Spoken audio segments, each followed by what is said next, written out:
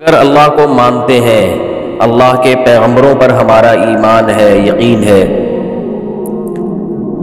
تو صبح سے لے کے رات تک، رات سے لے کے صبح تک اپنی تمام معمولات کو، تمام ایکٹیویٹیز کو، تمام اعمال کو ہم نے یہ سوچ کے گزارنا ہے کہ ہم اس دنیا میں آزاد نہیں ہیں بلکہ کسی پیدا کرنے والے کے غلام ہیں، اور اس کی رضا کے آگے ہمیں کسی کی پرواہ نہیں ہونی چاہیے۔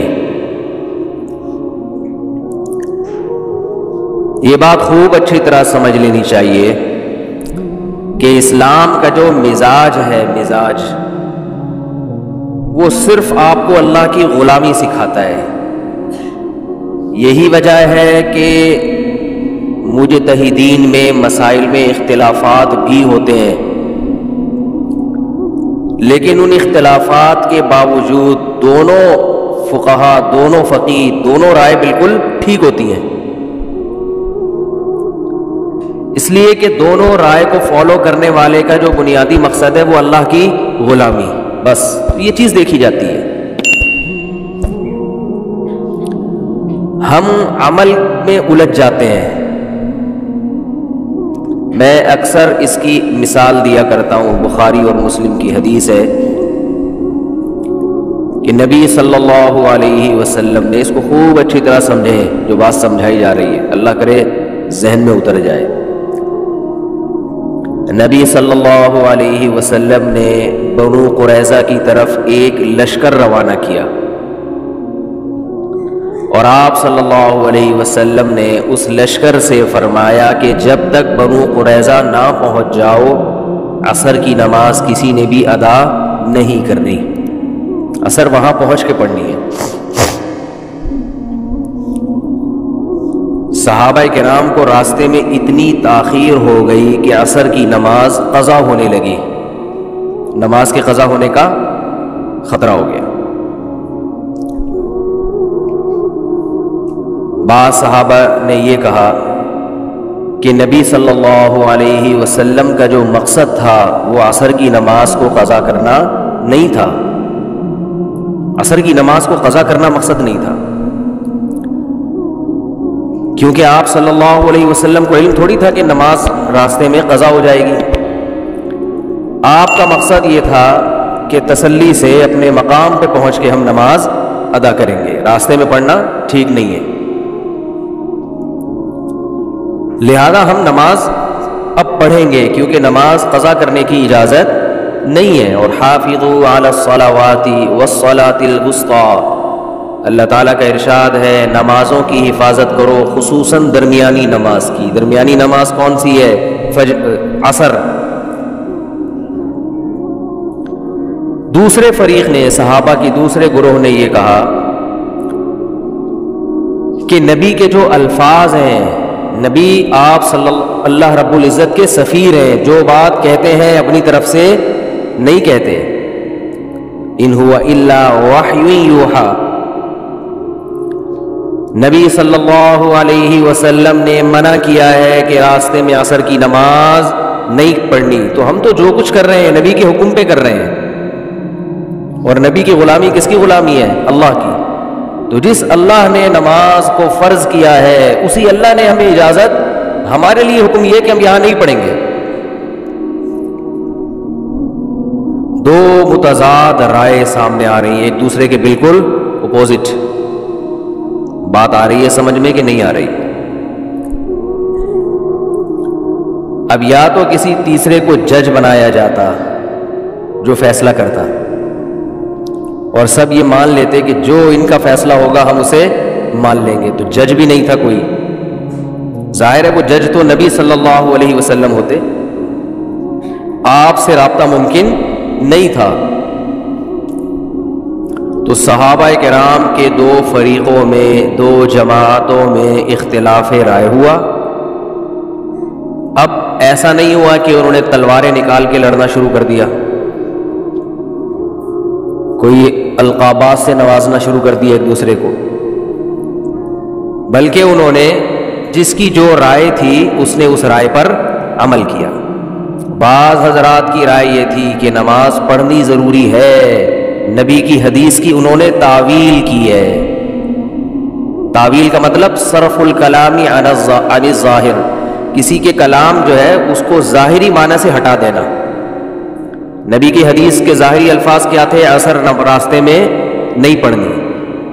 تو دوسرے دلائل کے پیش نظر، کیونکہ قرآن میں عصر کی خصوصی تاکید ہے، اس آیت کے پیش نظر اور نبی کے عام معمول کے پیش نظر کہ آپ نے نماز کبھی قضا نہیں کی ہے، اس معمول کے پیش نظر انہوں نے حدیث کے اس ظاہری الفاظ کو، بولو بھائی، پھیر دیا، سمجھ رہے ہو، ہٹا دیا اپنے ظاہر سے، کہ یہاں یہ جو نبی نے حکم دیا کہ راستے میں عصر کی نماز نہیں پڑھنی، یہ اس صورت میں تھا، یہ شرط بڑھا دی انہوں نے کہ بشرطے کہ نماز قضا ہونے کا خطرہ نہ ہو۔ تو حدیث کے کبھی ظاہری الفاظ کو پھیرا بھی جاتا ہے۔ بالکل یہی کام امام ابو حنیفہ نے کیا ہے کہ جن حدیثوں میں سفر میں دو نمازیں اکٹھی پڑھنے کا حکم ہے، وہ کہتے ہیں یہاں اکٹھی سے مراد یہ نہیں ہے کہ ایک نماز کو قضا کر کے دوسرے ٹائم پہ لے جائیں آپ، بلکہ اکٹھی کا مطلب یہ ہے کہ ظہر کو عصر کے قریب لے گئے اور عصر کو پہلے لے آئے، ادھر ظہر پڑھی، سلام پھیرنے کے بعد تھوڑا سا توقف کیا، ظہر کا وقت قضا ہوا، ساتھ ہی فوراً عصر پڑھ لی۔ ادھر مغرب پڑھی، مغرب کا سلام پھیرا ہے کہ مغرب کو بالکل اینڈ تک لے گئے، جیسے ہی سلام پھیرا ہے مغرب کا وقت ختم اور فوراً عشاء کی نماز کا ٹائم شروع اور فوراً عشاء پڑھ لی۔ سوائے حج کے کہ عرفات میں مغرب کی نماز نہیں پڑھی جاتی، وہ مزدلفہ میں جا کے قضا کی جاتی ہے۔ تو وہ کہتے ہیں کہ حج میں تو حقیقت میں جمع کیا گیا ہے، سفر میں حقیقت میں جمع نہیں، جمع سوری کہتے ہیں کہ صورتاً دیکھنے میں ایسا لگ رہا ہے کہ ایک نماز دوسرے ٹائم پہ پڑھی ہے، حقیقت میں نہیں ہے، اور اس پر دلائل ہیں۔ تو یہ مسئلہ بھی اختلافی ہے۔ ابھی میرا مقصد یہ مسئلے کو بیان کرنا نہیں ہے، صرف یہ بیان کرنا ہے کہ آپ بخاری اور مسلم کی ایک حدیث دیکھ لی آپ نے اور تمام مجتہدین سے بدگمان ہونا شروع ہو گئے۔ تو امام ابو حنیفہ رحمہ اللہ نے اس حدیث کو اپنے ظاہر پر نہیں رکھا، اور اس لیے بھی نہیں رکھا کہ اگر اس حدیث کو اپنے ظاہر پر رکھیں کہ جس میں آتا ہے کہ نبی نے دو نمازیں سفر میں اکٹھی پڑھی ہیں، اپنے ظاہری معنی پر رکھیں کہ ایک نماز کو گویا قضا کیا ہے، تو پھر بخاری اور مسلم کی حدیث میں یہ بات بھی ہے کہ نبی نے بغیر کسی عذر کے بھی مدینہ میں دو نمازیں اکٹھی پڑھی ہیں، حالانکہ اس کا کوئی بھی قائل، بولو نا کیا ہو گیا بھائی، نہیں ہے۔ پھر تو بغیر عذر کے بھی یہ عمل جائز ہو جائے گا، جیسے کہ شیعہ حضرات کرتے ہیں، لیکن اس پر پھر اشکال یہ ہوگا کہ اگر بغیر عذر کے بھی دو نمازیں آپ اکٹھی پڑھ سکتے ہیں، اکٹھی کا مطلب کہ ایک نماز کو قضا کر کے دوسرے ٹائم پر پڑھ لیں، تو پھر یہ جو 5 نمازوں کے 5 اوقات بیان کیے گئے ہیں اور ان کی تاکید کی گئی ہے اور حفاظت کا حکم دیا گیا ہے، پھر یہ تمام دلائل کالعدم ہو جاتے ہیں۔ بہت مشکل ہے بات سمجھانا۔ ان الصلاۃ کانت علی المؤمنین کتابا موقوتا، بے شک نماز مومنین پر مقررہ اوقات میں فرض ہے، تو اس سے 5 نمازیں مراد ہیں۔ تو میرا مقصد ابھی 2 نمازیں اکٹھی کرنے کا مسئلہ بیان کرنا نہیں ہے، میرا مقصد یہ ہے کہ یہ جو دور ہے صرف حدیثوں کے نمبر، کتاب کا صفحہ، اس سے لوگ متاثر ہوتے ہیں، علم میں عمق اور گہرائی ختم۔ تو آپ کو کسی بھی فقیہ سے، کسی بھی مجتہد سے بدگمان ہونے کی اجازت، بولتے کیوں نہیں بھائی، نہیں ہے۔ ہر ایک کا اپنا ایک سوچنے کا انداز ہوتا ہے،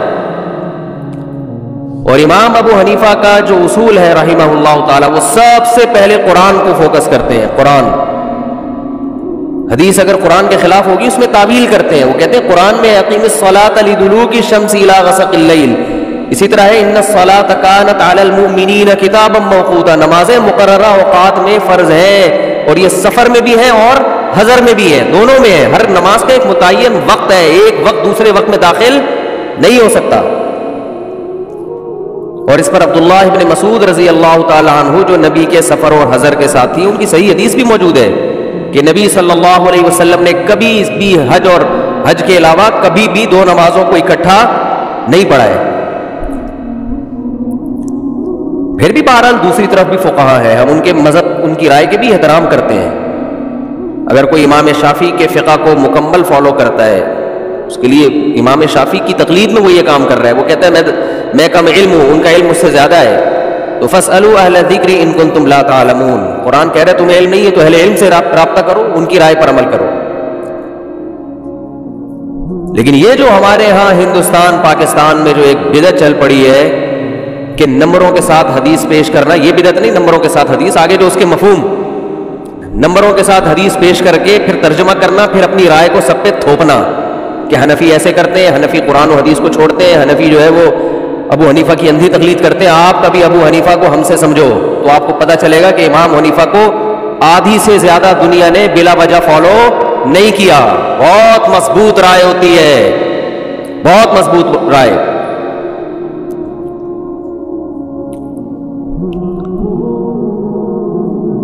تو بڑے بڑے محدثین ہیں جو امام ابو حنیفہ کو فالو کیا کرتے تھے، ان کی تقلید کیا کرتے تھے. ان سے جب پوچھا جاتا کہ آپ خود اتنے بڑے محدث ہیں اور آپ ابو حنیفہ کی رائے پر عمل کرتے ہیں، وہ کہتے ہیں ما سمعنا رأیا احسن من رأی ابی حنیفہ، ہم نے ابو حنیفہ کی رائے سے بہتر رائے نہیں دیکھی. بہت معتدل، ہر طرف سے دلائل میں غور و فکر کر کے. تو خیر بات یہ چل رہی تھی کہ رسول اللہ صلی اللہ علیہ وسلم نے اس فریق کو حکم دیا کہ بنو قریظہ پہنچنے سے پہلے عصر کی نماز، بولو بھائی، نہیں پڑھنی. اب یہ دو نمازوں کا اکٹھا ہونے کا مسئلہ آ ہی گیا تو ایک اور چھوٹی سی بات بتا کے بس آگے چلتا ہوں کہ دو نمازیں جو فقہا یہ بھی جائز بھی کہتے ہیں نا، سفر میں دونوں کو ایک کو دوسرے وقت میں داخل کر کے پڑھا جائے، جو جائز بھی کہتے ہیں. جیسے امام شافعی، امام احمد بن حنبل کی رائے یہی ہے کہ جائز ہے، تو وہ بھی اس کو ثواب کا کام نہیں سمجھتے، گنجائش دیتے ہیں، گنجائش. ان کے ہاں بھی اصل سنت اور افضل عمل یہی ہے کہ ہر نماز اپنے ٹائم پہ سفر میں بھی پڑھی جائے. اور یہ کیونکہ علامہ ابن قیم رحمہ اللہ نے لکھا ہے کہ یہ کام جو سفر میں دو نمازیں اکٹھی پڑھنا، نبی نے یہ عمل متواتر سنت نہیں ہے، بہت کم ہوا ہے، یہ بہت شدید عذر میں یہ کیا ہے آپ صلی اللہ علیہ وسلم. جبکہ ہم اپنے اہل حدیث بھائیوں کو دیکھتے ہیں کہ وہ جب بھی سفر کر رہے ہوتے ہیں دو نمازیں اکٹھی پڑھ رہے ہوتے ہیں. یہ خود نبی کے عمل کے خلاف ہے، کہ بہت کم ہوا یہ عام معمول نہیں تھا. جبکہ سفر میں 4 کی 2 پڑھنا یہ نبی نے ہمیشہ پڑھی ہے. ایک حدیث بھی ہمارے سامنے ایسی نہیں ہے کہ نبی صلی اللہ علیہ وسلم نے سفر میں قصر نہ کی ہو، آپ نے 4 رکعتوں کو پورا 4 پڑھا ہو. ایک بے غبار روایت بھی، سری روایت بھی ہمارے پاس موجود نہیں ہے. تو سفر میں 4 کی 2 پڑھنا تو سنت متواترہ ہے، لیکن 2 نمازوں کو جمع کرنا یہ افضل نہیں ہے. افضل یہی ہے کہ اس میں آپ ہر نماز اپنے ٹائم پہ پڑھیں. لیکن ہم دیکھنے کہ اس کا تو ایک ایسا رواج چل پڑا ہے کہ، اور ویسے بھی عقلی لحاظ سے اگر دیکھا جائے کہ اسلام نے جو سفر میں گنجائش دی ہے کہ 4 کی 2 پڑھو، وہ گنجائش اسی لیے دی ہے کہ نماز اپنے وقت سے ٹالنے کی نوبت نہ آئے. اگر آپ عقلی لحاظ سے دلیل نظر جس کو کہتے ہیں کہ وہ رخصت دی ہی اسی وجہ سے گئی ہے کہ مختصر کرنے کا مقصد ہی کیا ہوتا ہے کہ اس مختصر چیز کی حفاظت کرنا آسان ہوتا ہے. تو حفاظت کا مطلب اپنے وقت پہ پڑھنا. خیر اختلافی مسئلہ ہے، ہم اختلافی مسائل میں شدت کے قائل نہیں ہیں. ہمارا مقصد ان لوگوں پہ رد کرنا ہے جو ایک رائے کو سمجھتے ہیں کہ بس 100% یہی درست ہے، اس کے علاوہ سب کیا کر رہے ہیں. آدھی امت جو تھی وہ معاذ اللہ وہ بے وقوف تھی. تو نبی صلی اللہ علیہ وسلم نے صحابہ کو حکم دیا کہ بنو قریظہ پہنچنے سے پہلے عصر کی نماز نہیں پڑھنی. بعض نے پڑھی اور بعض نے نہیں پڑھی. جنہوں نے پڑھی انہوں نے نبی کی حدیث کے ظاہری الفاظ کو فالو کیا، سمجھ رہے، دوسرے دلائل کو نہیں دیکھا. انہوں نے کہا یہ خود ایک مستقل دلیل ہے کہ ہم نے نہیں پڑھنی، بس نبی کا حکم ہے. جنہوں نے پڑھی انہوں نے نبی کے ان الفاظ کو دوسرے دلائل سے تقابل کیا اور ان الفاظ میں تعویل کی. تعویل کا مطلب ایک شرط کا اضافہ کر دیا کہ نبی کا جو یہ حکم تھا کہ بنو قریظہ پہنچنے سے پہلے عصر نہیں پڑھنی، یہ حکم اس صورت میں تھا کہ نماز قضا نہ ہو، اپنے وقت پہ پڑھنے کا ٹائم بھی مل جائے، لہذا ہم نماز پڑھیں گے اگرچہ نبی کے حدیث کے بظاہر خلاف ہی کیوں نہ ہو۔ یہ دونوں فریق جب نبی صلی اللہ علیہ وسلم کی خدمت میں حاضر ہوئے سفر سے واپسی پہ، تو آپ نے کسی کو بھی ملامت بولتے کیوں نہیں بھائی نہیں کی ہے۔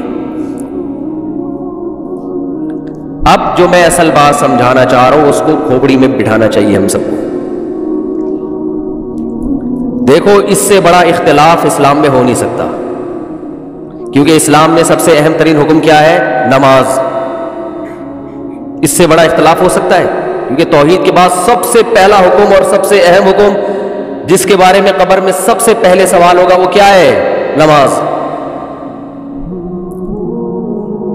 حضرت عمر بن عبدالعزیز کا مشہور مقولہ ہے ان اہم امورکم عندی الصلاۃ من حفظها فهو لما سواها احفظ ومن ضیعها فهو لما سواها اضیع، کہ انہوں نے اپنے عمال کو خط لکھا تھا، جو حکومت کے سرکاری ملازم تھے نا، ان سب کو خط بھیجا تھا کہ میری نظر میں سب سے اہم ترین چیز نماز ہے، جو اس کی حفاظت کرے گا وہ باقی احکام کی بھی حفاظت کرے گا، جو اس کو ضائع کرے گا تو باقی حکام کو اس سے بھی زیادہ ضائع کرے گا وہ۔